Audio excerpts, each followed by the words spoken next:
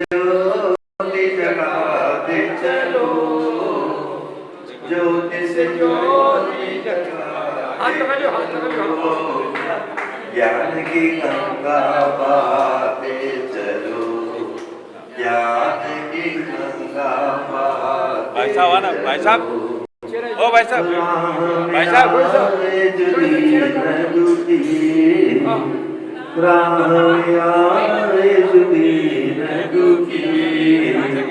सबको गले से लगाते चलो, प्रेम की गंगा बहाते चलो। कोई अनमोल नहीं, हर वस्तु का मोल है, लेकिन इसका कोई मोल नहीं, तेरे चरणों की धूल भुवर चंदन गुलाब बने। जिसने भी लगाई वस्त्र उसकी तकदीर जगे, तेरे चरणों की धूल भुवर चंदन गुलाब बने।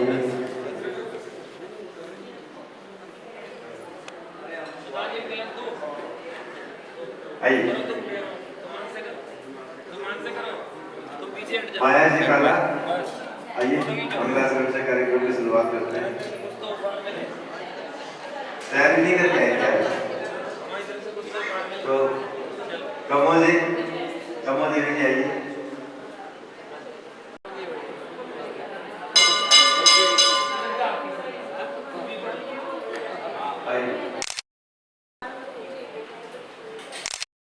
थोड़ा सा नीचे कराओ भैया का, आपका चैनल है।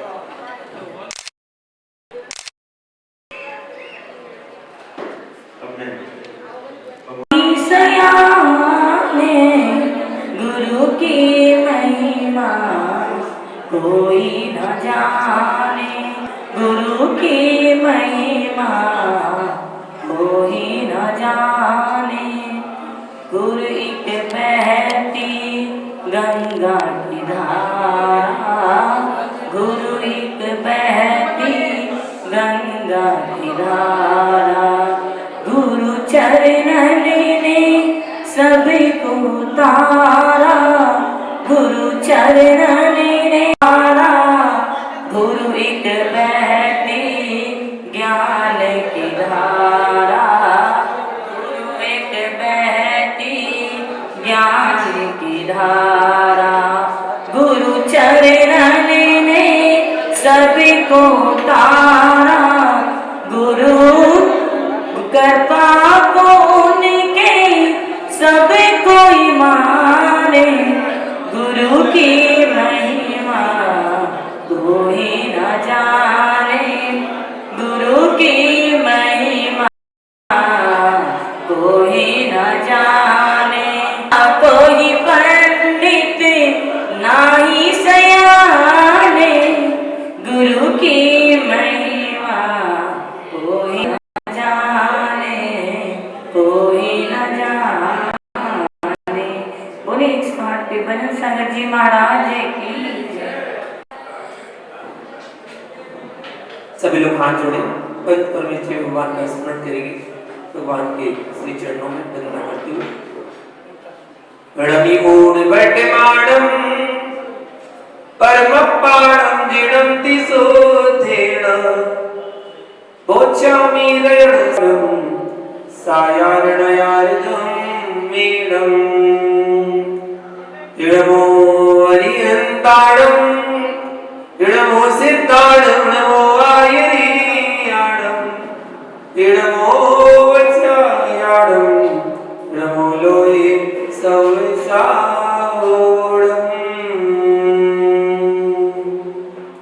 जय बोले लंताड़ सद्गुरुदेव भगवान की जय। श्री पार्श्वनाथ भगवान की जय। परम पूज्य आचार्य कुंद कुंद स्वामी की जय। परम पूज्य गुरुवर श्री विराट सागर जी महामुनि राज की जय। परम पूज्य गुरुदेव श्री विशुद्ध सागर जी महामुनि राज की जय। अहिंसा विश्व धर्म की जय। बोले परम पूज्य उपाध्याय श्री विभजन सागर जी महामुनि राज की जय। उपाध्याय संघ की जय। जयकारा गुरुदेव का। जयकारा गुरुदेव का, जयकारा गुरुदेव का। महान भाव, विगत 11 दिनों से हम धर्म के 10 लक्षणों को जान रहे थे। अलग अलग व्याख्या के माध्यम से हमने जाना। पुनः अपने रहस्या ग्रंथ की जो वाचना चल रही थी, पिछली गाथा में हमने जाना था कि मोक्ष मार्ग में रथ कौन है। तो जो श्रावक समयदर्शी धर्मात्मा श्रावक है, वह शक्ति के अनुसार जिनेंद्र भगवान की पूजा करता है और मुनियों को दान देता है, वह श्रावक मोक्ष मार्ग में रथ है। ये आचार्य भगवान ने कहा था। इसी बात को आगे बढ़ाते हुए आचार्य भगवान कहते हैं कि जो श्रावक पूजा और दान करता है उसका फल क्या है। तो उसको एक गाथा के माध्यम से बताते हैं। पूय फलेण तिलोय सुरभुजो अवीय शुद्ध मणो दान फलेण तिलोय सारसु हम बुंज देनियदम। आचार्य भगवान कहते हैं शुद्ध मनो, शुद्ध मन वाला श्रावक। शर्त देखिए कौन सी रखी जा रही है। शुद्ध मनो, शुद्ध मन वाला श्रावक नियतम मतलब निश्चय से पूय फलेण अर्थात पूजा के फल से तिलक के सुरपूज्यो अर्थात तीनों लोक में देवों से पूज्य हवाई मतलब होता है। जो जिनेंद्र भगवान की पूजा करता है वह तीनों लोकों में देवों से पूज्य होता है। और 3 लोक क्यों कहे गए? ऊर्ध्वलोक, मध्यलोक, अधोलोक। तीनों लोकों में देव रहते हैं। ऊर्ध्वलोक में वैमानिक देव रहते हैं, मध्यलोक में ज्योतिष देव रहते हैं और अधोलोक में ऊपरी भाग में भवनवासी और अंतर जाति के देव रहते हैं। इसलिए तीनों लोकों के देवों से पूज्य होता है। और दान पड़े, दान के फल से क्या होता है? तिलोय मतलब 3 लोक में सार शुभम भुंजये सार भूत सुखों को भोगता है। ऐसा आचार्य भगवान ने पूजा और दान का फल बताया। लेकिन कंडीशन पहले रख दी, शुद्ध मन वाला। जो श्रावक शुद्ध मन वाला होकर के भगवान जिनेंद्र की पूजा अर्चना करता है वह सारे लोक में पूजता को प्राप्त होता है। यहाँ पर शुद्ध मन का क्या अर्थ लगाना? शुद्ध मन का प्रयोजन यहाँ पर ये लगाना कि जिसका मन मिथ्यात्व रूपी मन से दूर है, मिथ्यात्व से ग्रसित नहीं है, जिसका मन पाप रूपी पंख से लिप्त नहीं है, जिसका मन अनंतानुबंधी आदि कसाय से दूषित नहीं है, जिसने मिथ्यात्व रूपी मन का त्याग कर दिया है तथा जिसने संसार के विषयों से जिसका मन उदास है, ऐसा शुद्ध मन वाला सच्चा श्रावक सच्चे भाव से जिनेंद्र भगवान की सच्ची पूजा करता है तो उस पूजा के फल से वो महान पुण्य को प्राप्त करता है। अंदर तो मिथ्यात्व बैठा हुआ है, अंदर मिथ्यात्व बैठा हुआ है, अंदर कुछ चल रहा है और बाहर भगवान को देखकर बोले जा रहे जय जय नाथ परम गुरु हो। लड़का छोड़ो लड़की हो, जय जय नाथ परम गुरु हो। बताओ, बाहर चल रहा है जय जय नाथ परम गुरु हो, मन में अंदर चल रहा लड़का छोड़ो लड़की हो, जय जय नाथ परम गुरु हो। अंदर कुछ और चल रहा है तो क्या हमारी पूजा चल रही है? अंदर मिथ्यात्व बना हुआ है, मिथ्यात्व मन को अपने धोया हुआ नहीं है, हमारा शुद्ध मन कहां से हुआ? और हम चाहेंगे हम तीनों लोगों में पूज्य बन जाएं, भगवान की पूजा का फल हमें मिल जाए। आचार्य भगवान बड़े तार्किक बुद्धि वाले और बड़े बुद्धिमान, एक शब्द उन्होंने सारांश भर दिया, शुद्ध मना। कौन सा होना चाहिए? शुद्ध मन होना चाहिए। और शुद्ध मन तभी होगा जब आपके अंदर से मिथ्यात्व समाप्त होगा। मिथ्यात्व समाप्त होगा, मिथ्या जो मल भरा हुआ है, वो मल की गंदगी जो भरी हुई है, वो गंदगी जब साफ हो जाएगी, जो कसाय की गंदगी भरी हुई है, वो कसाय जब साफ हो जाएंगी, जो पाप मन में भरा हुआ है, वो पाप जब समन को प्राप्त हो जाएगा, तभी पूजा का फल मिलेगा। बदलाते ऐसे खूब पूजा करते रहो और भावना मारते रहो जय जय नाथ परम गुरु हो, और सबके भले में अपनो हो, सबके भले में अपनो। भगवान हम तो अपना भला थोड़ी चाहते हैं, मैं अपने लिए थोड़ी पूजा कर रहा हूं, मैं तो ये कह रहा हूं सबका भला हो। और सब में हम तो आ ही जाएंगे ना, हम थोड़ी कहीं अछूते रह जाएंगे, सब में तो हम भी आ जाएंगे। मैं मतलब अकेला, तुम मतलब तुम अकेले, और हम सब मतलब हम सब आ गए, हम सब में तो हम भी आ गए।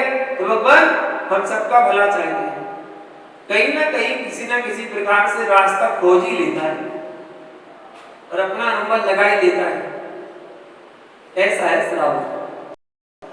तो वो श्रावक जो शुद्ध मन वाला होता है, वो ही ऐसे पुण्य को प्राप्त कर पाता है। जो भगवान का सम्मान करता है, भगवान की भावपूर्वक पूजा करता है, वह एक दिन जगत पूज्य जरूर बन जाता है। वह सबके द्वारा सम्मान को प्राप्त होता है जो भगवान की पूजा करता है। देखो, एक मेढक कौन सी मन से जा रहा था? शुद्ध मन से, शुद्ध मन से, शुद्ध भाव से भगवान की पूजा के लिए एक पुष्प की एक पंखुड़ी को लेकर के जा रहा था। प्रमुदित मना यदर्चा भावेन प्रमुदित मना दर दुर्इह क्षणादासी स्वर्गी गुण गण समृद्धा सुख निधि। एक मेढक अर्चना के भावों को लेकर प्रमुदित मन से जिनेंद्र भगवान के दर्शन करने जा रहा था। हाथी के पैर के नीचे आ गया और क्षण भर में स्वर्गीय हो गया और स्वर्ग का देव बन गया। और जैसे ही स्वर्ग का देव बना तो वहां की गुण गण रिद्धि समृद्धि सब कुछ प्राप्त कर लिया। कितनी देर में? क्षण भर में। शुद्ध मन से, अच्छे मन से जा रहा था, प्रमोदित मन से जा रहा था, अर्चना के भावों को लेकर जा रहा था कि मैं आज जिनेंद्र भगवान की पूजा करूंगा, मैं आज जिनेंद्र भगवान की अर्चना करूंगा, मुझे ये सौभाग्य मिला है कि मैं भगवान के दर्शन पूजन पाठ करूंगा। ऐसे उसके मन में जो भाव चल रहे थे, बड़े उत्कृष्ट भाव चल रहे थे, उसी उत्कृष्ट भावों का फल है कि वह देव पर्याय में प्राप्त हुआ और गुण गण रिद्धि समृद्धि से संपन्न हो गया। तो कवि कहता है लभन्ते सर्वदा शिव सुख समाजम की मुददा। जब एक मेढक अर्चना के भावों से प्रमोदित मन से भगवान के दर्शन करने जा रहा था तो देव पर्याय को प्राप्त कर सकता है। तो एक सच्चा भक्त अगर भगवान की पूजा अर्चना करने जाए और उसे मोक्ष सुख मिल जाए तो की मुददा कोई बड़ी बात नहीं है। सीखना चाहिए, हमें दूसरों से सीखना चाहिए। भगवान के मंदिर कभी आओ तो खाली हाथ मत आओ, द्रव्य लेके आओ। बिना द्रव्य के मंदिर नहीं आना चाहिए, द्रव्य जरूर लाना चाहिए। एक मेढक जब अपनी बावड़ी से निकलता है, अपने घर से निकलता है, तो वो द्रव्य लेके निकल रहा था। एक मेढक अपने घर से निकला तो कैसे निकला? खाली हाथ। जितनी सामर्थ्य थी उसकी, शर्त रखती सामर्थ्य से ज्यादा मत करना, सामर्थ्य के अनुसार करना, जितनी शक्ति सामर्थ्य उतना ही करना, ज्यादा करने की कोशिश मत करना। उसकी सामर्थ्य पूरा कमल उठाने की नहीं थी, नहीं उठा सकता था पूरा कमल, लेके नहीं चल सकता था। इसलिए उसने क्या किया? एक पंखुड़ी को तोड़ ली और एक पंखुड़ी तोड़कर कहां दवाई? हाथ में, मुंह में। आप क्या कहोगे? लो जूठी कर दी, मुंह लगा दिया, अब तो जूठी द्रव हो गई। जूठी द्रव थोड़ी चढ़ाई जाती है। सोच है ना, क्या करें? व्यक्ति की सोच को नहीं बदला जा सकता ना। पता नहीं कहां से कैसी कैसी बातें तो उसके दिमाग में आ जाती है, ऐसी ऐसी सोच विचार मन में आते हैं। मैं कहता हूं हमेशा अच्छा सोचो, अच्छा दूसरे को तो देखो ही मत, दूसरा क्या कर रहा है ये तो देखो मत, आप अपना देखो कि आप क्या कर रहे हो। अगर आप सही हो, आप अपनी क्रिया कर रहे हो, अपनी भक्ति भाव से पूजा अर्चना करो बस। दूसरे को मत देखो, अरे तुमने ऐसा कर दिया, तुमने वैसा कर दिया, ऐसा नहीं करो, वैसा नहीं करो, ये नहीं करो, वो नहीं करो, ऐसा करना चाहिए, वैसा करना चाहिए, तुम्हें आता नहीं है, तुम्हें नहीं आता, ऐसा करना चाहिए, तुम्हें बड़ा आता, तुम बड़े ज्ञानी बन गए है। तुम्हें केवल ज्ञान हो गया क्या, कि अवधि ज्ञान हो गया, कि मना पर ज्ञान हो गया। अपने आप को ज्ञानी मत समझो, हमेशा हर पद हर क्षण अज्ञानी समझो कि मुझे तो कुछ भी नहीं आता। तुम्हें क्या मुनिराज अवधि ज्ञानी मनपरा ज्ञानी भी अज्ञानी है। दृष्टि देखो किसके सामने, तीर्थंकर भगवान के सामने। सबका ज्ञान चाहे उस समय ज्ञान है, चाहे वो अवधि ज्ञानी हो, चाहे मनपरा ज्ञानी हो, और चाहे गणधर स्वामी क्यों ना हो, तब भी उनका ज्ञान चाहे उस समय ज्ञान है। चाहे ज्ञान केवल ज्ञान में ही होता है। केवल ज्ञानी के सामने सब छह ज्ञानधारी है। अपेक्षा लगाना, अपने पास क्या है, कोई ज्ञान नहीं है। जो आपके पास है ना, वो तो एक चीटी में भी कौन सी बड़ी अहंकार कर रहा है, कौन सी बात का गर्व हो रहा आपको। मति ज्ञान स्वरूप ज्ञान आपके पास है, और मति ज्ञान स्वरूप ज्ञान तो चीटी के पास भी है, मक्खी के पास भी है, मच्छर के पास भी है, सबके पास है। सबके पास दुनिया में जितने जीव है ना, सबके पास मति ज्ञान स्वरूप ज्ञान तो कंपलसरी है, होता ही है। आत्मा है तो मति ज्ञान स्वरूप ज्ञान जरूर होगा, ये तो निश्चित है। बस ये किसी का अंश होगा, किसी का ज्यादा होगा, किसी का थोड़ा और ज्यादा, किसी का और ज्यादा, किसी का और ज्यादा, कम बढ़ हो सकता है, लेकिन मति ज्ञान स्वरूप ज्ञान तो सबके पास है। 600 में ज्ञान तो सबके पास है, फिर क्या किस बात का घमंड है। भक्ति भाव से पूजा करो, अपने ऊपर झांको, अपने ऊपर देखो कि हम सही है। बस हमें दूसरे से क्या करना, दूसरा क्या कर रहा क्या नहीं कर रहा वो जाने, हमें क्या करना। एक मेढक हमें सिखा रहा है कि भगवान के दर्शन करने आओ तो खाली हाथ कभी मत आओ, द्रव्य लेकर आना चाहिए। पूजा का भाव था, उस भाव को लेकर प्रमुदित होकर वह मेढक जा रहा था। राजा शरणिक का हाथी चला आ रहा था, बस हाथी के पैर के नीचे वो मेढक आया और तुरंत मरण को प्राप्त हुआ। भक्ति का प्रभाव उसे तुरंत स्वर्गों में देख लिया, स्वर्गों में जन्म लिया। जन्म लेने के बाद तुरंत अपने अवधि ज्ञान से जाना कि मैं यहाँ कैसे आ गया। उसने अवधि ज्ञान से पता किया तो बता, अरे मैं तो मेढक की पर्याय में, मेढक की पर्याय से देव पर्याय में आया हूँ। तब वह स्वर्ग से शीघ्र समूसरण तीर्थंकर भगवान के पावन चरणों में आकर के भक्ति करने लगा।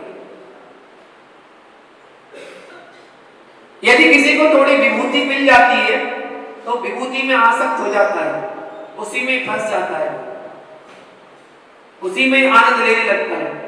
लेकिन वह मेढक का जीव, उसने वहां पर स्वर्गों का आनंद नहीं लिया। वो वहां पर तुरंत जहां जा रहा था, जहां जा वहीं फिर से चला गया।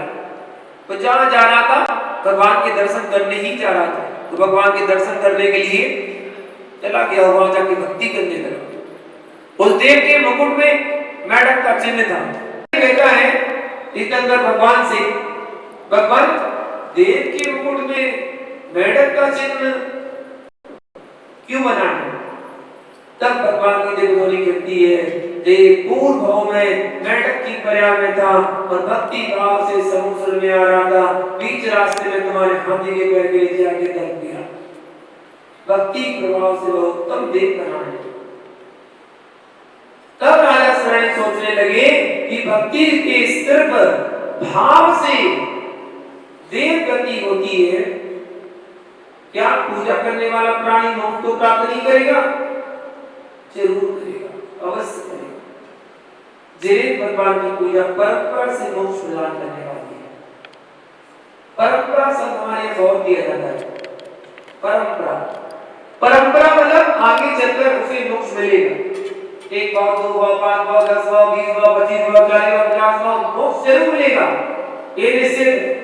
वो परंपरा से मोक्ष का कारण है। पूजा पूजिता को देने वाली है, क्योंकि जो भगवान की पूजा करता है वह सभी के द्वारा पूजा जाता है। देवता भी उसकी पूजा करते हैं, देवता भी उसका स्वागत करते हैं, देवता भी उसकी रक्षा करते हैं। जो भगवान की पूजा करता है वह स्वरूप के द्वारा 3 लोकों में पूजा को प्राप्त होता है।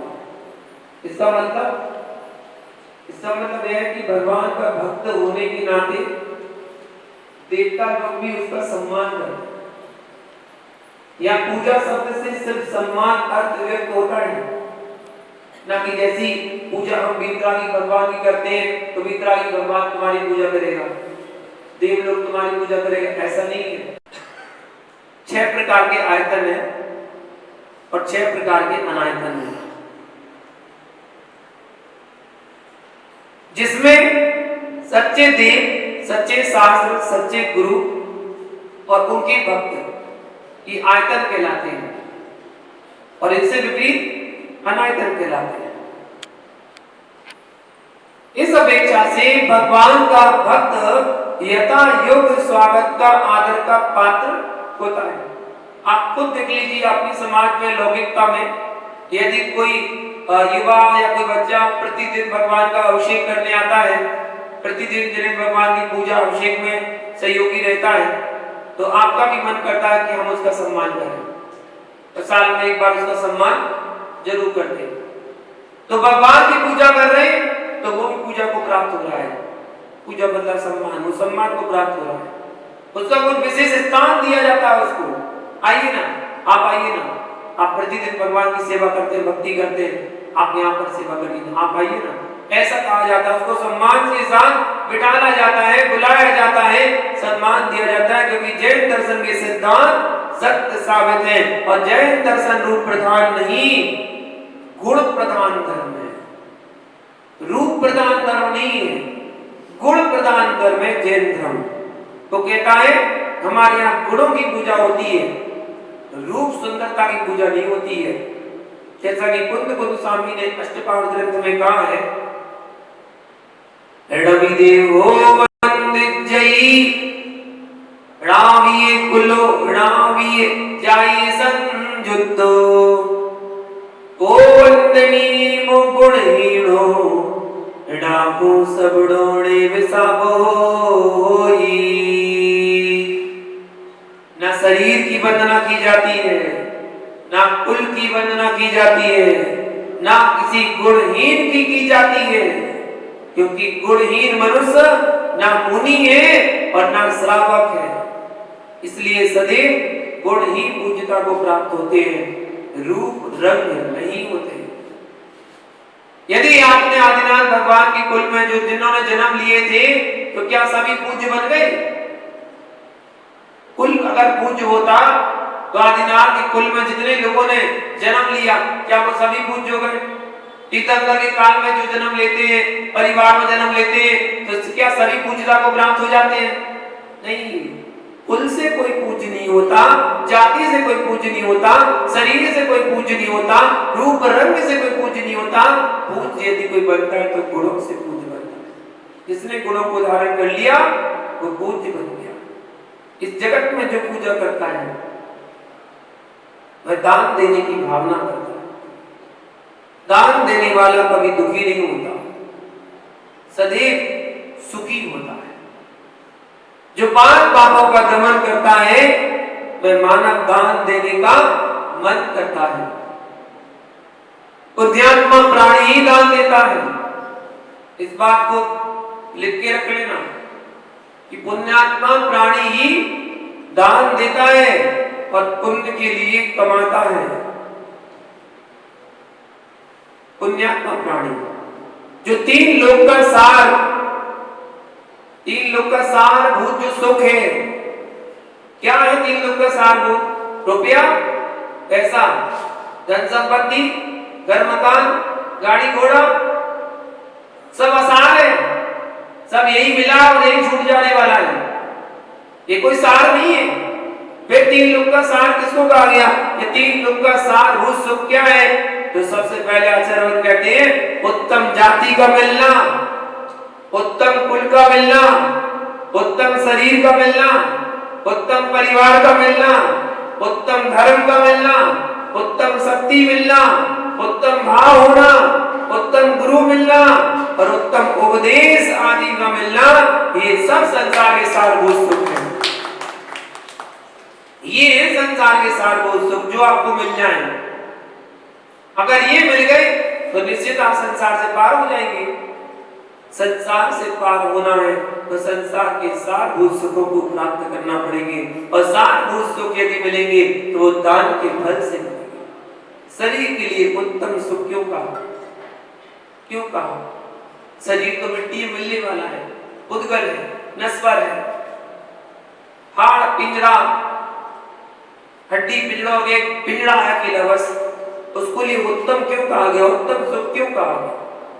कारण यह है कि उत्तम शरीर, कुल, जाति आदि के बिना उत्तम धर्म करने के भाव ही नहीं हो सकते। शरीर एक माध्यम है धर्म करने के लिए। शरीर माध्यम खलु धर्म साधनम, धर्म की साधना करने के लिए शरीर एक माध्यम है। अगर शरीर है तभी तो धर्म की साधना कर पाओगे, और शरीर स्वस्थ है तभी आपका पूजा पाठ में मन लगेगा। इसलिए वैदिक संप्रदाय कहते हैं ना, पहला सुख निरोगी, अगर निरोगी काया है वही पहला सुख है, पहले उसको तो निरोगी कर लो। आचार्य विद्यार्थी मुनिराज कहते थे कि जिसने अपने शरीर का सुख नहीं होगा वो सिद्धों का क्या सुख भोगेगा। आचार्य विद्यार्थी मुनिराज के शब्द थे, आज समझ में आते हैं कि हाँ बिल्कुल सच कहते थे। शरीर को तो स्वस्थ रख लो पहले, शरीर को सुखाए जा रहे, सुखाए जा रहे, सुख में लकड़िया बन गया है, अब उठा बैठा जाता नहीं है। क्या मंदिर पूजा पाठ करने जाओगे, क्या भगवान का अभिषेक करोगे, क्या व्रत उपवास करोगे, क्या चारित्र को धारण करोगे, कुछ नहीं कर पाओगे। और शरीर जर्जर हो गया है, शरीर को पहले ध्यान नहीं दिया, अब शरीर सूख गया। इसलिए हमारे गुरुजी भी कहते थे, इसलिए हमारे गुरुजी भी कहते थे अच्छे आराम से खाओ पियो, आराम से चिंता मत करो, टेंशन मत लो।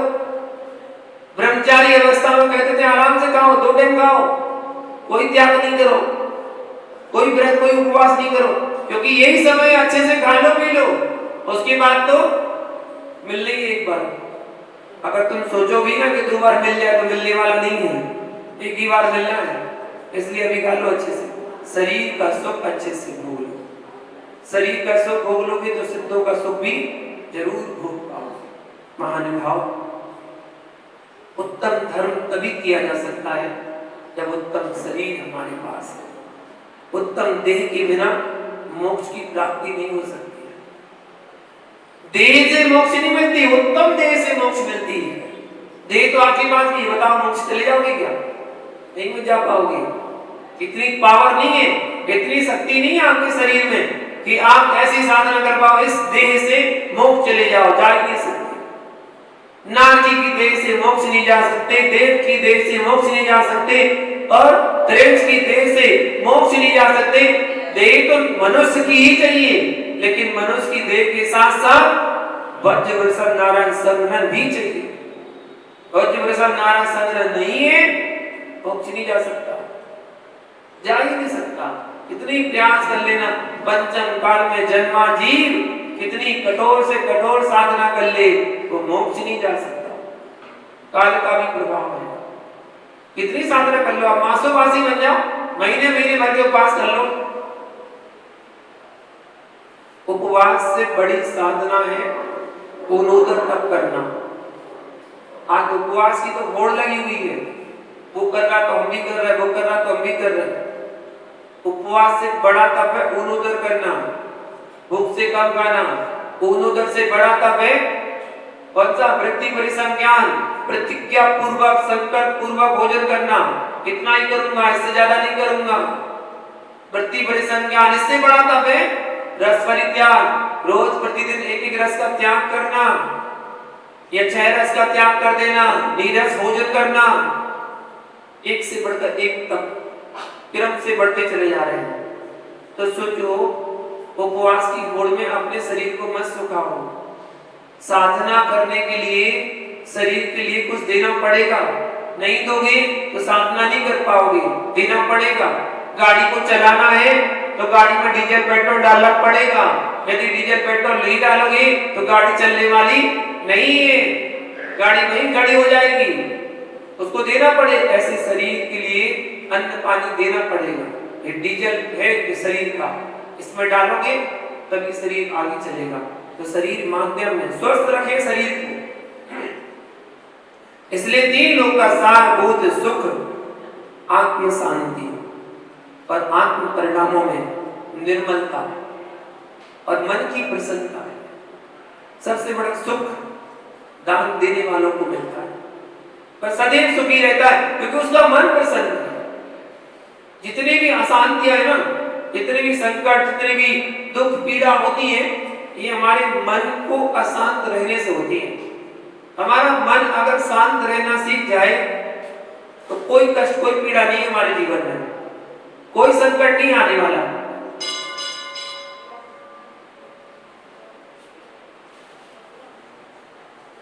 अपने मन को शांत करने की प्रयास कीजिएगा। बस मन कैसे शांत होना, बस सदैव सुखी हो जाएगा। आज हमारा कितना पुण्य का उदय आया कि जो सब पात्रों को आहार दान देने का शुभ अवसर प्राप्त होता रहता है। अपने आप को जिस दिन आपको शुभ अवसर मिल जाए ना, उस दिन अब अपने आप को धन्य मानना। ओह, आज मैं धन्य हो गया, आज मैं पावन हो गया, ऐसा सोचकर वह श्रावक आनंद का अनुभव करता है।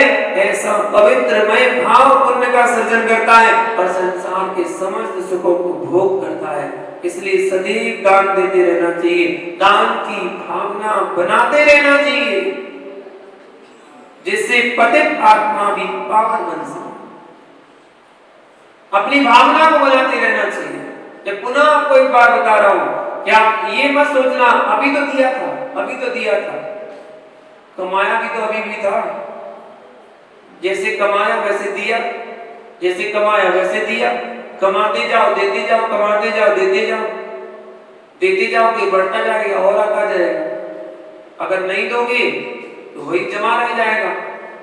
कुएं के पानी में जोड़ते रहो, जोड़ते रहो, जोड़ते रहो, कुएं का पानी सड़ जाएगा। और कुएं का पानी निकालते रहो, निकालते रहो, तो कुएं का पानी बराबर बढ़ता जाएगा, निरंतर अच्छा रहेगा, स्वच्छ रहेगा, पीने योग्य रहेगा। इसलिए निरंतर अपने धर्म का पालन श्रावक को करते रहना चाहिए। एक दान करना और एक पूजा करना श्रावक का मुख्य धर्म है। और भी कविता पूजा की विशेषता व्याख्या आपको अगली गाथाओं के माध्यम से धीरे धीरे करके जानकारी मिलती रहेगी। जब तक है तब तक तो मिलती रहेगी, उसके बाद आप खुद ग्रंथ का अध्ययन करेंगे तो आपको उसके बारे में जानकारी मिलेगी। आज के लिए इतना ही। जय बोलो पारसनाथ भगवान की। जावाणी के ज्ञान से सूझे लोकालोक, सुवाणी मस्तक नमो सदा देत हो डोक। हे जिन वाणी भारती तो ही जपो दिन रे, जो तेरी शरणागति सो पावे सुख चैन। देव भजो अरिहंत को गुरु सेवा निरतन, दया धर्म पालो सदा यही मोक्ष का बन। धर्म कर संसार सुख, धर्म करत निर्वाण। धर्म पंथ साधे बिना नर तेरे अंत समान।